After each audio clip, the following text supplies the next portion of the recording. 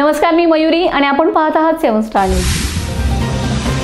राज्यामध्ये विधानसभा निवडणुका पार पडून महायुतीचा दणदणीत विजय होऊन 288 पैकी 235 जागा मिळवल्या व महाविकास आघाडीला फक्त 46 जागा मिळाल्या। 23 नोव्हेंबरला निकाल लागल्यानंतर मुख्यमंत्री पदासाठी शिंदे गट आणि भाजपामध्ये बरीच ओढाताण आपल्याला पाहायला मिळाली व शेवटी मुख्यमंत्री पदाची माळ महाराष्ट्राचे माजी मुख्यमंत्री व माजी उपमुख्यमंत्री देवेंद्र गंगाधर फडणवीस यांच्या गळ्यामध्ये पडली व उपमुख्यमंत्रीपदी एकनाथ संभाजी शिंदे व अजित अनंतराव पवार यांनी उपमुख्यमंत्री पदाची शपथ घेतली। त्यानंतर आता सर्वांनाच आशा लागली आहे की राज्य मंत्रिमंडळाचा विस्तार कधी होणार।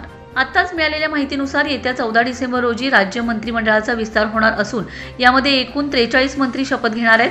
त्याकरिता शिंदे गट व अजित पवार गट यांची मंत्र्यांची यादी देशाचे गृहमंत्री अमित भाई शहा यांनी मागवली असून अमित शहाकडून आज किंवा उद्या अजित पवार गट व शिंदे गट यांच्या मंत्र्यांची यादी निश्चित केली जाणार आहे, अशी माहिती खात्रीलायक सूत्रांनी दिली।